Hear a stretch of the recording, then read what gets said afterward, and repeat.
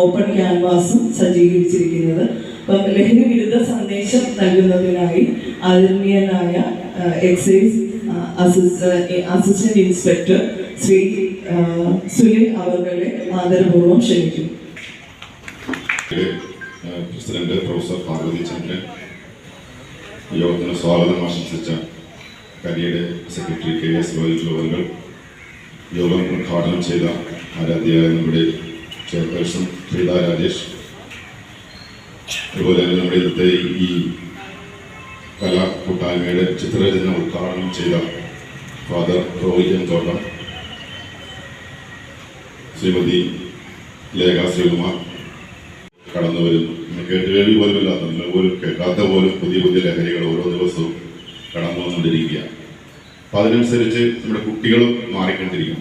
കുട്ടികളുടെ പ്രായം നമുക്ക് നേരത്തെ അറിയാം. നമ്മൾ സാധാരണ ഒരാളൊരു മദ്യം ഉപയോഗിക്കുന്നതിനൊക്കെ നമുക്ക് ഒരു മദ്യമായിട്ട് ബന്ധപ്പെട്ട് കേസ് ഉണ്ടായി കഴിഞ്ഞാൽ അവരുടെ പ്രായം എന്ന് പറയുന്നത് നമുക്കറിയാം ഒരു 25 അല്ലെങ്കിൽ ഒരു 35 ആ പ്രായമുള്ള ആളുകളായിരുന്നു. പക്ഷെ ഇന്നത് മാറിയിട്ട് ഇന്ന് കേവലം 10 വയസ്സുള്ള കുട്ടികൾ വരെ ലഹരി കേസിൽപ്പെട്ട് വളരെ ഗുരുതരമായ വിപത്തിലേക്ക് പോയിക്കൊണ്ടിരിക്കും.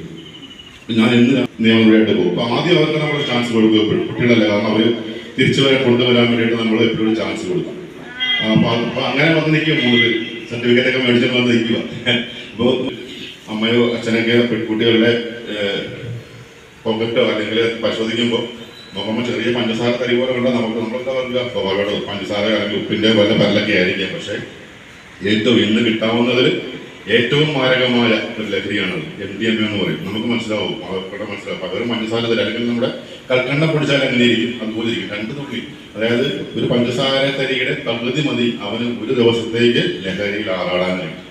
ആ തരി പൊടിച്ചിട്ട് എങ്ങനെയെങ്കിലും അകത്ത് പോയാൽ മതി, വെള്ളത്തിൽ ചാലിച്ചോ പൊടിച്ചു അവൻ കുടിക്കുന്ന വെള്ളത്തിലേക്ക് ഒരു തുള്ളി ഇട്ട് കൊടുത്താൽ മതി. ഒരു തരി ഇട്ട് കൊടുത്താൽ ആള് അതിനായി.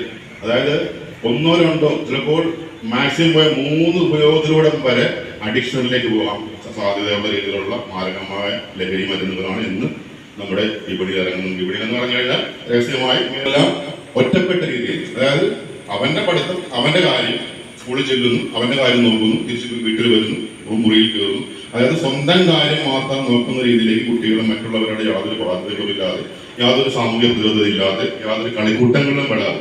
പണ്ട് കാലങ്ങളിൽ സ്കൂളിൽ നിന്ന് വന്നു കഴിഞ്ഞാൽ നേരെ ഓടുന്നത് ഗ്രൗണ്ടിലോട്ടായിരിക്കും.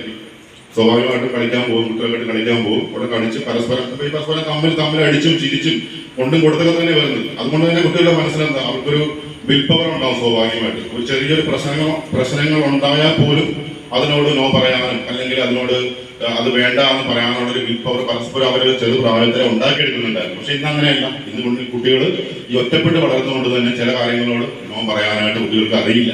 അതുപോലെ പുറത്തുനിന്നൊരു ഇടപെടൽ ഉണ്ടാകുമ്പോൾ, അതുപോലെ പുറത്തുനിന്നൊരു സ്വാധീനം ഉണ്ടായി കഴിയുമ്പോൾ അവരോട് നോ പറയാനുള്ള ഒരു കപ്പാസിറ്റി നമ്മുടെ കുട്ടികൾക്ക് ഇല്ലാണ്ട് വരുന്നു. ആ കപ്പാസിറ്റി ആദ്യം ഉണ്ടാക്കേണ്ടത് നമ്മളാണ്. അതുകൊണ്ട് തന്നെ അതിന് ഏറെ പ്രസക്തമായ ഒരു കാര്യമാണ് ഇവിടെ ചെയ്തുകൊണ്ടിരിക്കുന്നത്. ഞാൻ പറഞ്ഞത് നമ്മുടെ നാട്ടിൻപുറത്തുണ്ടായിരുന്ന പഴയ 15 വയസ്സേ ഉള്ളൂ. ഏതെങ്കിലും ഗേൾഫ്രണ്ടോ അല്ലെങ്കിൽ ബോയ് ഫ്രണ്ടൊക്കെ ആയിരിക്കും. അവർ വെളുക്കുന്നത് നമ്മൾ അറിയുന്നുണ്ടോ? നമ്മൾ വീട്ടിലിപ്പോൾ നമ്മൾ വിചാരിക്കും കുട്ടികൾ നമ്മളിപ്പോൾ എല്ലാവരും പഴയ പോലെ അല്ല. പഴയ കാലത്ത് വലിയ കുട്ടികൾ വരെ നമ്മുടെ മുറിയിൽ കിടന്നുറങ്ങുന്ന സാഹചര്യം മാറിയിട്ട് ഇന്ന് എല്ലാ വീടുകളിലും അതിനുള്ള സെറ്റപ്പ് ആയി. കാരണം പ്രത്യേക ബെഡ്റൂമും എല്ലാം. ഇപ്പോൾ ഒരു വീട്ടിൽ തന്നെ 4-5 ബെഡ്റൂമൊക്കെ ഉള്ളതുകൊണ്ട് കുട്ടികൾ സ്വാഭാവികമായിട്ടും അവർക്ക് പ്രത്യേക ഒരു മുറി ഒരു പണിയുമ്പോൾ തന്നെ കുട്ടികൾ പറയും ഞങ്ങൾക്ക് ബെഡ്റൂം വേണമെന്ന് പറയും. അതെല്ലാവരും പ്രൊവൈഡ് ചെയ്യാറുണ്ട്. അതുകൊണ്ട് തന്നെ പക്ഷെ അവർ രാത്രി പോയിട്ട് മൊബൈൽ നോക്കി കിടക്കുകയാണോ, കമ്പ്യൂട്ടറിൽ എന്തൊക്കെയാണ് കാണുന്നതെന്ന് നമ്മളൊന്ന് വാച്ച് ചെയ്യണം. നമ്മൾ എതിർക്കാൻ തുടങ്ങപ്പോൾ ശാരീരികമായിട്ട് ഈ മരുന്ന് ഉപദ്രവിക്കാൻ തുടങ്ങി.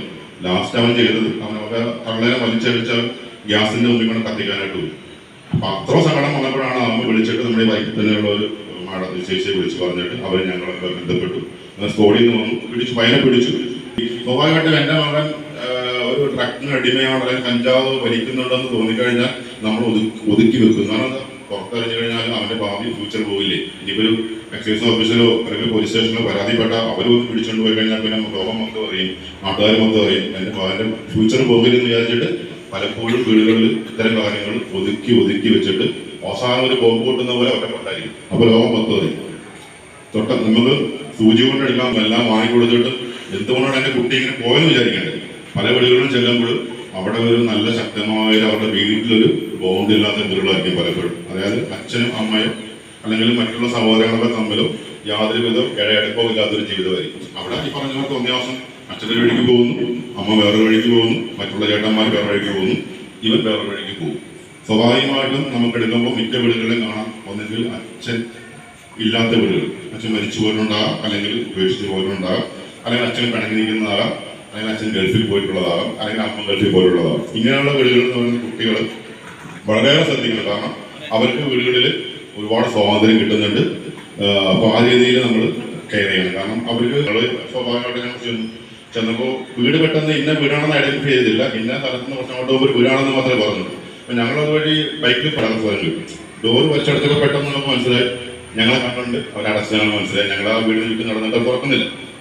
അവസാനം ബലം പ്രയോഗിച്ചാണ് ഞങ്ങൾ തള്ളി തുറന്ന് അകത്ത് കയറിയപ്പോൾ അവിടെ 2 ബാച്ച് പിള്ളേരായിരിക്കുന്നത്. ആ വീട്ടിലെ അമ്മ ജോലിക്ക് പോയിരിക്കുക, എറണാകുളത്ത് ജോലിക്ക് പോയിരിക്കുക. അപ്പൊ അവന്റെ കൂട്ടുകാർ 3-4-5 പിള്ളേർ അവിടെ നിന്ന് ക്യാരംസ് കളിക്കുന്നുണ്ട്. സത്യത്തിൽ അവർക്ക് ഇതുമായിട്ട് യാതൊരു ബന്ധവുമില്ല. എന്താണ് MDMA എന്ന് അറിയാത്ത പിള്ളേരാണ്. പക്ഷെ അവര് ചേർത്ത് കളിക്കുന്ന കുട്ടികളാണ്. അവർ 3-4 പേര് ക്യാരംസ് കളിക്കുന്നുണ്ട്. പക്ഷെ അപ്പുറത്തെ മുറിയിൽ ഇവന്റെ അമ്മാവന്റെ മകനും ഈ ബാംഗ്ലൂരിൽ നിന്ന് MDMA കൊണ്ടുവന്ന കുട്ടികളും കൂടി അപ്പുറത്ത് വേറെ മുറിയിൽ അടിച്ച് പെരുത്ത് കിടക്കുക. സത്യത്തിൽ യഥാർത്ഥത്തിൽ പ്രതിയാക്കപ്പെട്ടത് പെടുന്നതല്ല പെട്ടെന്ന് ആ വീടിന്റെ ഉടമസ്ഥൻ ആയ പെൺകുട്ടിയെ പ്രതിയാക്കപ്പെടുത്തും. അവന് പോലും അറിയില്ല അപ്പുറത്തിരിക്കുന്ന ആളുകളിലിരിക്കുന്നത് MDMA ആണെന്ന്. അതുകൊണ്ടൊന്നും അത് ഏതൊക്കെ സമയത്ത് വീട്ടിൽ തിരിച്ചു കയറുന്നു. പല വീടുകളിലും വേറെ സംവിധാനമുണ്ട്. ഇപ്പൊ അച്ഛനും അമ്മയും കടന്നേക്കും, നീ എപ്പോഴെങ്കിലും വന്നേക്കും, വാതിൽ തുറന്നിട്ടേക്കാം എന്ന് പറയും. അങ്ങനെയുള്ള വീടുകളുണ്ട്. കുട്ടികൾ പുറത്ത് പോയിട്ട് ഇപ്പോൾ നമ്മൾ പുറത്തേക്ക് കാണാം, രാത്രി 12 പകൽ കാണുന്നതിനേക്കാളും കൂടുതൽ കുട്ടികൾ രാത്രി സമയങ്ങളാണ്. ഇപ്പം നമ്മൾ ബാംഗ്ലൂർ കൊച്ചിയൊക്കെ പോലുള്ള വലിയ വലിയ സിറ്റികളിലുള്ള ഒരു അവസ്ഥയാണ് ഇപ്പം നമ്മുടെ വൈക്കത്ത് പോലും. രാത്രിയാണ് കുട്ടികളുടെ സഞ്ചാരം കൂടുതൽ. അല്ല നിങ്ങൾ ശ്രദ്ധിച്ചു നോക്കും, രാത്രി ഒരു 10 മണിക്ക് ശേഷം വല്ല പാലല്ല കുട്ടികൾ ഇന്ന് ഒരുപാട് ഈ പറയുന്ന പോലെ വളരെ തീവ്രമായ ഹൈബ്രിഡ് തലത്തിലുള്ള ലഹരികളിലേക്ക് പോയിക്കൊണ്ടിരിക്കുകയാണ്. 1-2 പ്രാവശ്യം മാത്രം യൂസ് ചെയ്ത് കഴിഞ്ഞാൽ. അതുപോലെ നമുക്കറിയാം, നമ്മുടെ ഈ പെൺകുട്ടികൾ പലപ്പോഴും നമ്മൾ റോഡ് കാണുമ്പോഴേ ഈ വലിയ ബൈക്കിന്റെ പുറകിൽ കയറിയിട്ട് പാഞ്ഞു പോകുന്ന നമ്മൾ കാണാറുണ്ട്. കുട്ടികൾ മിക്കപ്പോഴും യൂണിഫോമായിട്ട്, ഞാൻ ആലപ്പുഴയിൽ നിന്ന് വരുന്ന വഴിക്ക് തന്നെ മിക്കപ്പോഴും നമ്മൾ കാണാറുണ്ട്. മിക്കപ്പോഴും ഭാഗം പോകുന്നതായിരിക്കാം കുട്ടികളെ കൊണ്ട്. ഈ പെൺകുട്ടികൾ പുറകിൽ കെട്ടിപ്പിടിച്ചിരിക്കുന്നതാണ്. ശ്രദ്ധിച്ചു കാണും. ഈ ബ്ലൂക്ക് പോലുള്ള ബൈക്കിൽ അറിയാം, ഇങ്ങനെ ബാഗിനെ ബൈക്കിൽ പിള്ളേർ പാഞ്ഞു പോകുന്നതാണ്. പക്ഷേ നമ്മള് അത് മിക്കവരും തന്നെ യൂണിഫോം ഇട്ടിട്ട് ആ യൂണിഫോമിന്റെ പുറത്ത് പുതിയ ഉടുപ്പിടുകയോ അല്ലെങ്കിൽ യൂണിഫോം മൂരി ബാഗിൽ വെച്ചിട്ട് 10ാം ക്ലാസ്സോ 12ാം ക്ലാസ്സോ അതിനപ്പുറത്തേക്ക് ആരും കാണില്ല. ആ പ്രായത്തിലെ കുട്ടികളാണ് പോകുന്നത്. ഈ കുട്ടികളെ കൊണ്ട് പോയി കഴിയുമ്പോൾ സ്വാഭാവികമായിട്ടും എവിടെയെങ്കിലും ദാഹിക്കണം എന്ന് പറയുമ്പോൾ ഇവന്മാരെടുത്ത് വിടുന്നതെന്ന് അറിയാം. ഇവന്മാരെടുത്ത് ഈ 2 അരിയിട്ട വെള്ളം കലക്ക് MDMA കലക്ക് സംഭവം എടുക്കുന്നത്. 1-2 പ്രാവശ്യം കൊണ്ട് തന്നെ ആ കുട്ടികൾ അഡിക്ഷനിലേക്ക് പോകും. പെൺകുട്ടികൾ അവരറിഞ്ഞിട്ടാണ് ചെയ്യുന്നതല്ല, അവരറിഞ്ഞിട്ട് അവർക്കറിയില്ല. അവർ ദാഹിക്കുമ്പോൾ അവർ ജ്യൂസാണെന്നോ അല്ലെങ്കിൽ പറഞ്ഞ് കൊടുക്കുന്ന സാധനത്തിനകത്ത് 1-2 തരി MDMA തരി ഉണ്ടെങ്കിൽ തീർച്ചയായിട്ടും അടുത്ത പ്രാവശ്യം പോകുമ്പോൾ അതില്ലാതെ പറ്റാത്ത വരും. 3-4 പ്രാവശ്യം യൂസ് ചെയ്ത് കഴിയുമ്പോൾ ആ വെള്ളം കുടിക്കാത്ത അവസ്ഥയിലേക്ക് വരും, അഡിക്ഷനിലേക്ക് വരും. അപ്പൊ ആ രീതി കമ്മ്യൂണിക്കേഷൻ ഇപ്പൊ നമ്മൾ ബാംഗ്ലൂരിൽ പഠിക്കാൻ എന്റെ മോൾ ബാംഗ്ലൂരാണ് പഠിക്കുന്നത്. അപ്പൊ അങ്ങനെയുള്ള കുട്ടികളൊക്കെ നമ്മൾ എന്നും വിളിച്ച് അവരുടെ സുഖങ്ങൾ തിരക്കണം. അവിടെ എങ്ങനെയുണ്ട്, സുഖമാണോ, അവിടെ വല്ല പ്രശ്നങ്ങളൊക്കെ ഉണ്ടോ, അവരൊക്കെ എപ്പോഴും ഒരു പ്രത്യേകിച്ച് അമ്മമാരാകുമ്പോൾ അവരോട് ഒരു ഫ്രണ്ട്ഷിപ്പ് രീതിയിൽ അവരോട് എപ്പോഴും കൺവേ ചെയ്തിരിക്കണം. അതുപോലെ അച്ഛന്മാരാണെങ്കിൽ തന്നെ മക്കളോട് ഒരു സുഹൃത്തുക്കളെ പോലെ പെരുമാറി അവരുടെ കാര്യങ്ങളൊക്കെ എപ്പോഴും അന്വേഷിക്കുകയും ചില സുഹൃത്തുക്കളെ കുറിച്ച് അന്വേഷിക്കുകയും അവരുടെ സുഹൃത്തുക്കളോട് നമ്മൾ കമ്പനി ചെയ്യുകയും അത് സുഹൃത്തുക്കളാവുകയും ചെയ്ത് ആ ഒരു രീതിയിൽ നല്ല ബന്ധത്തിലൂടെ. കാരണം നമ്മൾ ഒരിക്കലും കുട്ടികളെ ഒരു സെപ്പറേറ്റ് അവർ മുതിർന്നു കൊണ്ട് നമ്മൾ അവരെ കാണരുത്. പക്ഷെ അവരെ എപ്പോഴും നമ്മുടെ ചേർത്ത് നിർത്തിക്കൊണ്ട് നല്ല ബന്ധങ്ങൾ, നല്ല ബോണ്ടോടുകൂടി നല്ല പോവുക. ഒരുമിച്ചിരുന്ന് വൈകുന്നേരങ്ങളിലൊക്കെ കുട്ടികളൊക്കെയായിട്ട് ഒന്നും പറയാം, കുട്ടികളൊക്കെയായിട്ട് ഒരുമിച്ചിരുന്ന് ഭക്ഷണം കഴിക്കുക. അതായത് നമ്മുടെ വീടുകളിൽ പണ്ടൊക്കെ അങ്ങനെയുള്ള കാഴ്ചകൾ മാത്രമേ കാണാൻ പറ്റുന്നുള്ളൂ. കാരണം നമ്മൾ എന്നും അടുത്തുള്ള മൊബൈലിലേക്ക് നോക്കിയിരുന്ന് നമ്മുടെ കണ്ണിന് തന്നെ സ്വാഭാവികമായിട്ട് കണ്ണ് ദൂര കാഴ്ചകൾ വേണ്ടാന്ന് വരും. അങ്ങനെ വന്ന് നമ്മൾ ദൂരക്കാഴ്ചകൾ നമുക്ക് നഷ്ടപ്പെട്ടുകൊണ്ടിരിക്കുകയാണ്. അപ്പൊ അതുകൊണ്ട് ഈ മൊബൈലിലോട്ട് മാത്രം നോക്കിയിരിക്കുക. അതുപോലുള്ള നമ്മൾ ഇവിടെ കരി എന്ന് പറഞ്ഞ സംഘടന, പേര് എന്ന് പറയുന്നത് കരിയെന്നാണെങ്കിലും കറുപ്പാണെങ്കിലും, പക്ഷെ കരി എന്ന് പറയുന്ന വസ്തു എന്നറിയാം, എല്ലാത്തിനും ശുദ്ധീകരിക്കാനുള്ള കഴിവുണ്ട് കരിക്ക്.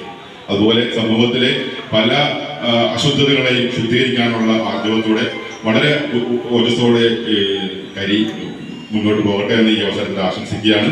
ഈ ഒരു അവസരത്തിൽ ഇങ്ങനെ അവസരം നൽകിയ കരിയുടെ എല്ലാവിധ ആളുകളെയും പ്രത്യേക നന്ദിയോടെ സ്മരിക്കുന്നു. എല്ലാ വർഷവും തീർച്ചയായും ഒരു വൈകുന്നേരം അവിടെ ഞാൻ താമസിക്കുന്ന കുമാരനെല്ലൂരാണ്.